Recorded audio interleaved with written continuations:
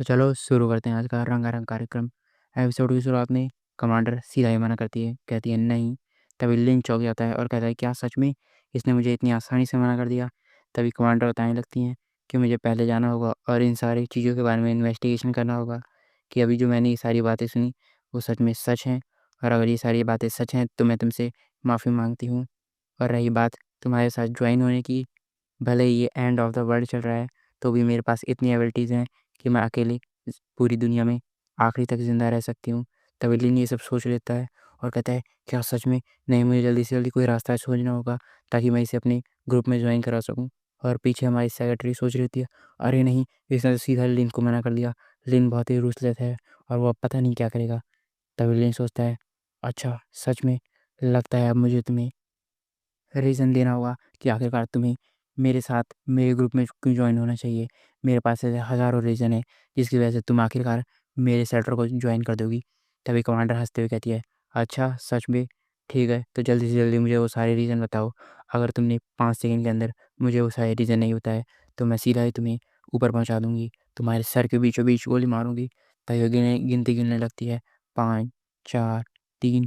तभी लिन सोचता है अरे नहीं, अब मैं क्या करूँ, मैं क्या करूँ? आस-पास देखता है और वहाँ पर एक कॉमिक बुक पड़ी होती है और वो देखते ही उसे अचानक से याद आता है कि पहले कैसे कमांडर कह रही होती है कि मैं एक सोल्जर हूँ और मुझे सोल्जर होने के नाते सभी ऑर्डर्स को मानना होता है।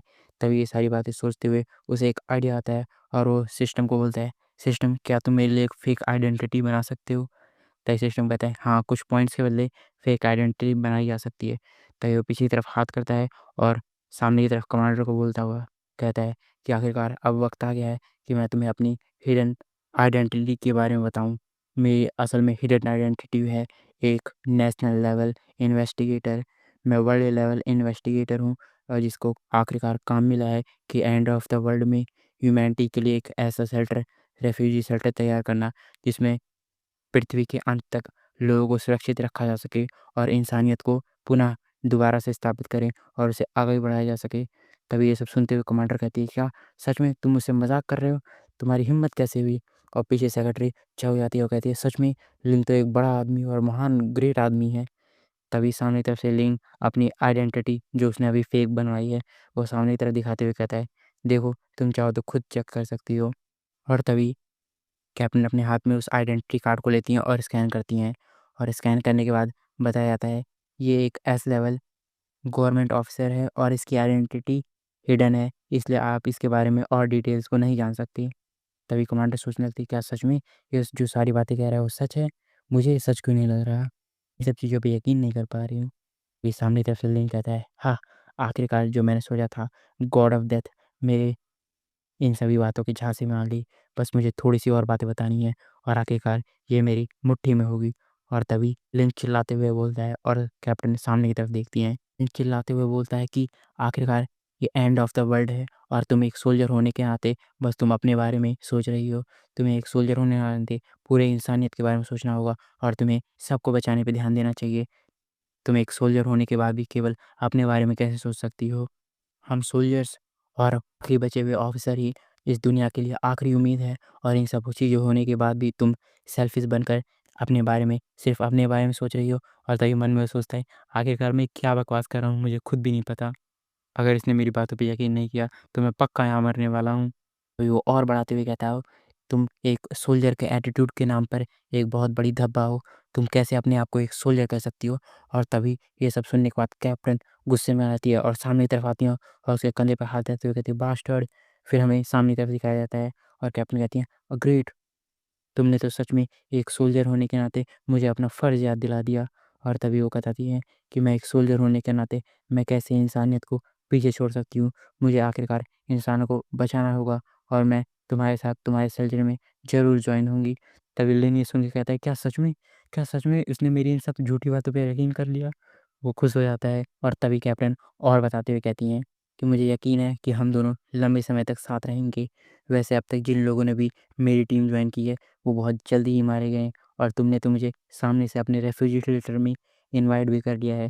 मुझे नहीं लगता कि तुम ज़्यादा दिन तक ज़िंदा रहोगे, पर मैं उम्मीद करती हूँ कि हम लोग साथ में अच्छे से रहें। तभी ये सब सुनते ही लिन पत्थर का बन जाता है और सिस्टम पे नोटिफिकेशन आता है, कांग्रेचुलेशंस, आपने 2 टीममेट को अपने रेफ्यूजी में शेल्टर में ज्वाइन करा है, इसलिए आपको 10 पॉइंट और 10 पॉइंट मिले। प्लस में पहली बार आपने किसी को अपने रेफ्यूजी शेल्टर में ज्वाइन करा है, इसलिए 200 पॉइंट एक्स्ट्रा मिले। तभी वो मन ही मन में खुश होते हुए बोलता है, आखिरकार मैंने इतने ताकतवर लोगों को अपने शेल्टर में ज्वाइन करा दिया। मुझे तो अभी से अपने रेफ्यूजी शेल्टर का भविष्य दिखने लगा है, वो बहुत ही महान होने वाला है। और तभी सिस्टम हमें इन दोनों के बारे में इन्फॉर्मेशन देता है। नाम सारा, स्ट्रेंथ बी लेवल पर, स्टैमिना डी लेवल पर और एजिलिटी डी लेवल पर, इंटेलिजेंस बी प्लस पर। और मूड होता है रिस्पेक्ट, लिंक की रिस्पेक्ट करती है। और दूसरी तरफ हमारी death, commander death, strength B plus, stamina A, agility A, intelligence B. और मूड एवरेज होता है, पर दोनों के मूड ग्रीन होते हैं। तभी हमें कुछ देर के बाद सीन दिखाया जाता है, वो सब लोग स्टोरेज रूम में आ जाते हैं और वहाँ पर अपने लिए जो भी काम का सामान होता है वो ढूँढने लगते हैं। और तभी लिंक कहता है, क्या सच में तुम्हें आखिरकार ये सारी जगह मिली कहाँ? तभी सारा कहती है कि असल में इस रिसर्च लैब के ऊपर लो कैंटीन बना हुआ है और कैंटीन के लिए कई सारी सप्लाइज़ हैं। और जो कैंटीन के शेफ़ हैं, उन्होंने मुझे चाबी दी थी ताकि जब भी मुझे किसी भी सप्लाई का काम लगे तो मैं इसे ले सकूँ। और वो अभी वेडिंग में गए हैं, तो यहाँ का सारा काम मैं ही सँभालती हूँ। तभी ये सुनते ही लिन खुश हो जाता है और वो आस-पास से जो भी अपने काम की चीज़ें होती है, वो सारी उठाने लगता है। और वो सामने की तरफ भी अपनी प्रोफ़ाइल की तरफ देख रहा होता है, जहाँ पर सारा और डेथ, कैप्टन डेथ का प्रोफ़ाइल दिखा रहा होता है। वो इन सब चीज़ों पे ध्यान से देखता है और तभी उसे मूड के बारे में पता चलता है और वो देखता है ये मूड क्या है? एक का मूड रिस्पेक्ट और दूसरे का मूड एवरेज। इसका मतलब क्या होता है? तभी सिस्टम डिंग करते हुए आता है और बताता है, जो भी ग्रीन कलर से शो करेगा वो तुम्हारे और तुम्हारे रेफ्यूजी शेल्टर के लिए किसी भी प्रकार के बैड थिंकिंग को नहीं रखता है और तुम्हारे लिए वो सेफ़ है। और जिसका मूड रेड कलर से शो करेगा, वो तुम्हारे और तुम्हारे रेफ्यूजी शेल्टर के लिए बैड थिंकिंग रखता है। उसे जल्दी से जल्दी अपने रेफ्यूजी शेल्टर से बाहर निकाल देना चाहिए। तभी पीछे की तरफ देखता है और उसकी बहन निंग वहाँ पर मिल्क पी रही होती है। और मिल्क देखते ही उसे याद आता है, क्या सच में लिंग अभी भी मिल्क पी रही है? लगता है उसे अभी भी अपनी पुरानी बातें और पुरानी हैबिट्स पूरी तरह से याद हैं। तभी वो कुछ सोचने लगता है और कैसे याद करता है कि बगल में जो उसकी आंटी रहती थी, वो अक्सर निंग को मिल्क दिया करती थी। वो बहुत ही अच्छी थी और वो हमारी मेरी कई बार मदद किया करती थी। तभी वो सिस्टम की तरफ देखता है और सिस्टम में उसकी बहन की प्रोफ़ाइल दिखाई जाती है। नाम निंग, स्ट्रेंथ बी प्लस पर, stamina B, agility A, intelligence D और स्किल्स अभी 1 अननोन, 2 अननोन और 3 भी अननोन होती हैं। तभी इन सब चीज़ों के बारे में देखने के बाद वो कहता है, क्या ये सारी स्किल्स अभी अनलॉक हैं? अननोन है? मेरी बहन सच में बहुत ही ज़्यादा स्ट्रॉन्ग हो गई होगी। अब नेक्स्ट वो अपनी प्रोफ़ाइल देखता है और अपने बारे में देखता है, तो वो अभी लेवल 4 पर होता है। Intelligence C minus, charisma C, agility B, endurance B plus और strength C plus plus. Skill transformation और हमें अभी प्रोग्रेस दिखाई जाती है। प्रोग्रेस होती है 0.04% लेवल 2 पर जाने के लिए। और तभी वो सामने की तरफ देखता है और कहता है, क्या सच में लेवल 2 पर जाना तो बहुत ही मुश्किल है। तभी सिस्टम में और सारी चीज़ों के बारे में बताया जा रहा होता है कि लेवल 2 पर जाने के लिए अभी तुम्हें कई सारी चीज़ें बिल्ड करने की ज़रूरत है, जैसे पंपिंग रूम, कैंटीन और बाकी चीज़ें। तभी देखता है कैंटीन, क्या कैंटीन खुद से अपने आप का खाना बना लेगा? तभी सिस्टम कहता है, नहीं, कैंटीन सिर्फ रॉ मटेरियल से फूड तैयार करता है, रॉ मटेरियल का इंतज़ाम तुम्हें खुद ही करना होगा। तभी पीछे की तरफ से चिल्लाते हुए कहती है सारा, डायरेक्टर यहाँ देखिए, यहाँ पर कई सारे स्टील बार और सीमेंट और बाकी सारी चीज़ें हैं जिनसे हम ग्रीन हाउस तैयार कर सकते हैं। ये सब मटेरियल ग्रीन हाउस तैयार करने के लिए बहुत ही काम का है। तभी लिन कहता है, क्या ग्रीन हाउस? कहती है, हाँ, जब हमें शेल्टर में रहना होगा तो हमें कई सारे प्लांट्स और बाकी फूड्स आइटम की ज़रूरत होगी, जिसे हम ग्रीन हाउस की मदद से ग्रो कर सकते हैं। तभी पीछे से कैप्टन हंसते हुए आती है और कहती है, हाँ, मुझे इस बारे में पहले से ही पता था, इसलिए मैंने सीड्स को कलेक्ट कर लिया है। तभी सामने की तरफ कहता है देखते हुए लिन, ग्रेट, मुझे तो लगा ही था कि मैंने जिन लोगों को अपने रेफ्यूजी शेल्टर में ज्वाइन किया है, वो लोग इतने इंटेलिजेंट तो कम से कम होने ही चाहिए। ये सब हँसते हुए कह रहा होता है लिन, और ऐसा एटीट्यूड बनाते हुए कि उसे सब पता है। और तभी सारा सामने की तरफ देखती है और कैप्टन देखते हुए हँसते हुए कहती है, अच्छा। फिर वो आगे की तरफ बढ़ जाती है और कहती है, मैं इंतज़ार नहीं कर सकती तुम्हारा रेफ्यूजी शेल्टर देखने के लिए। और लिन कहता है, हाँ, हाँ, बिल्कुल, चलो। और तभी वो रोते हुए सोच रहा होता है क्या सच में ये सब लोग इतने आइडियाज़, इतने इंटेलिजेंट कहाँ से हैं? तभी सारा और कैप्टन सामने की तरफ देखती हैं और चौंक जाती हैं और कहती हैं, "सच में तुम इस चीज़ के बारे में बात कर रहे थे?" तभी लिन घबराते हुए कहता है, "अरे नहीं, नहीं, नहीं, तुम लोग गलत समझ रही हो। असल में जो मेन एंट्रेंस है, वो ब्लॉक हो गई है। ये तो बस सेकंड एंट्रेंस है, जहाँ से हम लोग मेरे शेल्टर तक पहुँच सकते हैं।" तभी वो लोग अंदर की तरफ चलने लगते हैं और सामने की तरफ चलते हुए कैप्टन कह रही होती है, "अब मुझे ये मत बताना कि ये वेंटिलेशन डक्ट ही तुम्हारा रेफ्यूजी शेल्टर है।" और तभी लिन चिल्लाते हुए कहता है, "अरे नहीं, तुम बिल्कुल गलत समझ रही हो, ऐसा कुछ भी नहीं है। मेरा रेफ्यूजी शेल्टर बस इसके एंड पर ही है।" तभी वो सामने की तरफ देखता है और शर्माने लगता है और कहता है कि बहुत बड़ा है। तभी सारा कुछ देख क्या तभी कहती है, "मेरा रेफ्यूजी शेल्टर बहुत ही बड़ा है।" और अचानक से वो लोग नीचे उतर जाते हैं और सामने तरफ देखते ही हमारे कैप्टन और सारा दोनों ही चौंक जाते हैं और कहते हैं, "क्या सच में? ये मुझे लगा नहीं था ये इतना बड़ा होगा।" और लिन जैसे ही नीचे उतरता है, वो सामने तरफ दिखता है और खुद ही चौंक जाता है, कहता है, "सच में? ये तो 1 दिन में ही इतना बड़ा हो गया।" तभी सिस्टम में नोटिफ़िकेशन आता है कि जब तक आप लोग बाहर गए हुए थे, तब तक सिस्टम के एआई फंक्शन ने यहाँ पर कई सारी चीज़ों को अपग्रेड कर दिया है और यहाँ पर रूम की जगह बहुत कम थी, इसलिए इसके साइज़ को लगभग डबल कर दिया गया है। और तभी लिन ये सब सुनने के बाद एकदम चौड़ में आ जाता है और सामने की तरफ दिखाते हुए बताता है कि यहाँ पर कई सारी चीज़ें हैं, यहाँ पर हर ज़रूरत के हिसाब से अलग-अलग रूम्स में बाँटा गया है। यहाँ पर किचन, रेस्टरूम, बाथरूम और बाकी कई सारी चीज़ें हैं। सामने की तरफ वो किचन में ले जाते हुए बताता है कि ये एक एआई पावर रेफ्यूजी शेल्टर है और किचन की तरफ दिखाते हुए बताता है कि यहाँ पर बस रॉ मटेरियल की ज़रूरत होती है और यहाँ पर फूड अपने आप ही तैयार हो जाता है। तुम्हें जो भी फूड चाहिए बस तुम्हें उसके लिए कमांड देनी होती है। और वो सेकंड रूम में ले जाते हुए दिखाता है कि ये एक एआई पंपिंग रूम है। यहाँ पर वाटर पंप होता है। बट जब तक तुम्हारे पास इलेक्ट्रिसिटी है, तुम्हें पानी के लिए कोई भी दिक्कत नहीं होगी। तुम जब चाहे तब जितना चाहे उतना पानी ले सकते हो। तभी वो आगे की तरफ बढ़ता है और एक रूम में ले जाता है, जहाँ पर कई सारे बेड पड़े होते हैं और वहाँ बताता है कि यहाँ पर एक बाथरूम भी है, जहाँ पर जाके तुम आराम से हॉट वाटर से नहा सकते हो। तभी सारा ये सब सुनते हुए कहती है, "क्या सच में यहाँ पर मुझे हॉट वाटर मिलेगा नहाने के लिए?" और वो सुनते ही खुश हो जाती है, कहती है, "यप्पी!" और तभी लिन बाहर की तरफ जाता है और अपने हाथों को स्कैन करता है और मेन एंट्रेंस खुलती है और सामने की तरफ ले जाते हुए दिखाता है कि जब यहाँ पे सेल्फ डिस्ट्रक्शन हुआ था, तो ये जगह भी पूरी तरह से ब्लॉक हुई है। मुझे अभी तक समझ में नहीं आ रहा कि मैं इस जगह को आखिरकार साफ़ कैसे करूँगा? तभी सामने की तरफ से कैप्टन आगे बढ़ते हुए बताती है कि, "रुको, मुझे एक मौका दो।" तभी वो अपने हाथों में से एक छोटा-सा बॉक्स निकालती है और वो लिन देखते हुए कहता है, "आखिरकार ये क्या है?" तभी वो कैप्टन कहती है कि, "तुम खुद ही जान जाओगे।" और उससे जाती है, सामने पत्थरों पर लगा देती है और सभी लोग आके जल्दी से पीछे दरवाजे के पीछे छुप जाते हैं और अचानक से एक ब्लास्ट होता है, बूम! और तभी सामने की तरफ कैप्टन और लिन देखते हुए कह रहे होते हैं, कैप्टन बताती है कि ये एक छोटा-सा बॉम्ब है, जो आस-पास की चीज़ों को क्लियर करने के लिए और लॉक डोर या दीवार को तोड़ने के लिए काम आता है। और तभी आस-पास जितने भी ज़ॉम्बीज़ होते हैं, सारा और लिन मिलकर उन सभी को काम तमाम कर देते हैं और सारी जगह को सिक्योर कर लेते हैं। और तभी लिन कहता है कि तुम लोग जनरेटर रूम के बाहर ही रुको और इसे गार्ड करो। वो अंदर आता है और एनर्जी क्रिस्टल को उसके अंदर रख देता है और वहाँ पर इलेक्ट्रिसिटी आ जाती है और सिस्टम पर मैसेज आता है, "कांग्रेचुलेशंस, आप लोग लेवल 2 पर आ गए हैं।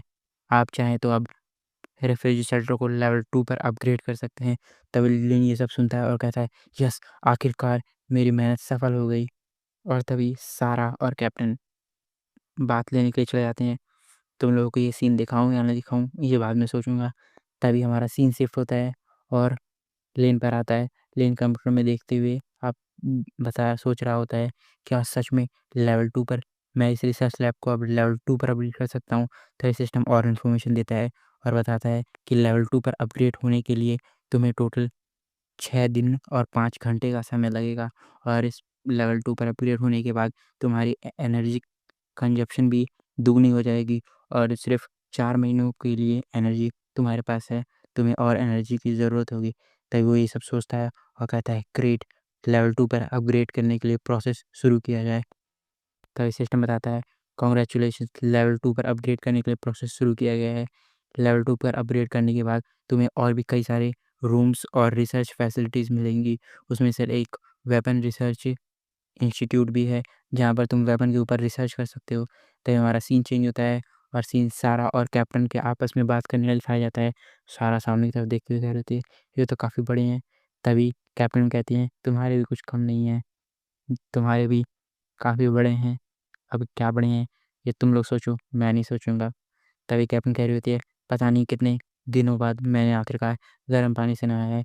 तभी वो सामने की तरफ आती है और कहती है, मुझे तो लगा ही नहीं था कि इतने बड़े रेफ्यूजी शेल्टर में भी ड्रेस कोड होगा और यहाँ पर सबके पास अपनी यूनिफ़ॉर्म होगी। तभी वो यूनिफ़ॉर्म को देखती है और चौंक जाती है और तभी वो चिल्लाते हुए आती है लिन के पास यूनिफ़ॉर्म पहन के, क्या सच में तुमने एक अपने लिए एक परवड़ जैसी ड्रेस बनाई है? तुम हम लोगों को ऐसी ड्रेस में देखना चाहते हो? और तभी पीछे की तरफ से सारा भी कहती है, ये थोड़ा बहुत अजीब-सा लग रहा है पहनने में। और तभी लिंक सामने की तरफ देखता है और कहता है चौंकते हुए, वॉव! तभी सिस्टम में नोटिफ़िकेशन आता है, ये ड्रेस तुम्हारी इमेजिनेशन से मिलती-जुलती बनाई गई है। तभी पीछे की तरफ से कैप्टन आती है और उसके सर पर मार के सर को फुला देती हैं और कहती है, चलो अगली बार से ऐसा कुछ भी मत करना। तभी लिन एकदम सर फूला हुआ, आँखें काली हैं और सामने की तरफ देखते हुए बताता है कि चलो हमें फ्यूचर के बारे में बताना होगा और ये सब भी मैं तुम्हें एक्सप्लेन कर सकता हूँ। हमें फ्यूचर के बारे में एक मीटिंग करनी होगी जिसमें हम इस रेफ्यूजी शेल्टर के फ्यूचर के बारे में और भी बातें कर सकें। उसके बाद लिन, सारा और कैप्टन एक जगह आते हैं और बैठ जाते हैं और तभी सारा अपनी रिपोर्ट पढ़ते हुए बताने लगती है कि कैप्टन, अभी हमारे पास 4 हफ्तों के लिए कैन फूड है, वेजिटेबल्स, राइस और बाकी सारी चीज़ें हैं। लगभग 1 महीने के लिए हमारे पास खाना है और वाटर की सप्लाई हमारे पास अनलिमिटेड है। लेकिन एनर्जी की मात्रा हमारे पास कम है। हमें जल्दी से जल्दी एनर्जी के लिए कोई नया सोर्स ढूँढना होगा। और उसके बाद कैप्टन इन सब बातों को आगे बढ़ाते हुए कहती हैं कि हमें बाकी सारी चीज़ें कुछ किलोमीटर के अंदर मिल जाएँगी और रही बात मेडिसिन की, तो हमारे पास वो पहले ही इनफ अमाउंट में है। हमने पहले हॉस्पिटल से कई सारी मेडिसिन कलेक्ट कर ली हैं। तभी सारा भी कहती है, सच में कैप्टन, क्या आप इस सब चीज़ों में और भी चीज़ें जोड़ना चाहेंगे? डायरेक्टर और कैप्टन, चलो डायरेक्टर डायरेक्टर तभी डायरेक्टर लिन जो होता है वो इन सब चीज़ों के बारे में सोचता है और कहता है, क्या सच में ऐसे सीरियस बैठ रहना कितना कूल लगता है ना, ये लोग तो सच में बहुत ही इंटेलिजेंट है। और तभी कहता है, हाँ हाँ, बहुत अच्छे, मैं खुश हुआ कि तुम लोगों ने इतनी अच्छी रिपोर्ट बनाई। और एक बात और, इसमें तुम्हें फूड के लिए नीड करने की कोई ज़रूरत नहीं है, हमारे पास पहले से ही फूड बड़ी मात्रा में है। चलो मेरे साथ आगे बढ़ो। तभी वो सामने की तरफ जाने लगता है और बताता है कि मैं तुम्हें पहले भी ग्रीन हाउस प्लान के बारे में बताया था ना, आखिरकार मैंने वो शुरू कर दिया है और मैंने ग्रीन हाउस को बनाने का काम शुरू कर दिया है। और तभी पीछे की तरफ से कैप्टन बोलती है, क्या सच में तुम्हें हमें हमारी कोई मदद नहीं चाहिए? और सारा कहती है, ग्रेट, सच में हमारे डायरेक्टर तो सच में ग्रेट हैं। तभी वो कहता है, डोंट लुक एट मी, चलो सामने की तरफ देखो। और सामने की तरफ हमें दिखाया जाता है कि कई सारे मशीनी रोबोट होते हैं जो वहाँ पर आसपास पिलर को कलेक्ट करते वहाँ पर मैन्युफैक्चर कर रहे होते हैं ग्रीन हाउस को। और सामने की तरफ देखते ही कैप्टन चौंक जाती है और कहते हैं, सच में अमेजिंग। और सिस्टम के द्वारा हमें बताया जाता है कि 2 दिन के अंदर तुम्हारा ग्रीन हाउस रूम तैयार हो जाएगा। और तभी कैप्टन सोचती हैं, क्या सच में लिन इतनी जल्दी इतना बड़ा शेल्टर और ग्रीन हाउस रूम और कई सारी चीज़ें बना लिया है? मैं तो क्यूरियस हूँ, आखिरकार इसकी असली आइडेंटिटी है क्या? तभी हमारा सीन चेंज होता है और सीन उसी बिल्डर में आता है जब डायरेक्टर ज़ॉम्बी बन गया होता है। तभी कुछ लोग आते हैं और डायरेक्टर को एक फ़ोटो दिखाते हुए पूछते हैं, क्या सच में तुमने इस लड़की को कहीं पर देखा है? और ज़ॉम्बी बन गया हुआ डायरेक्टर प्रेसिडेंट चिल्ला रहा होता है, नहीं प्लीज़ मुझे मत मारो। तभी वो लड़की दोबारा पूछती है, मैंने जितना पूछा उतना बताओ, क्या सच में तुमने इस लड़की को कहीं देखा? तो आज के लिए इतना ही, मिलते हैं अगले एपिसोड में और कमेंट में अपना ज्ञान देना बिल्कुल मत भूलना।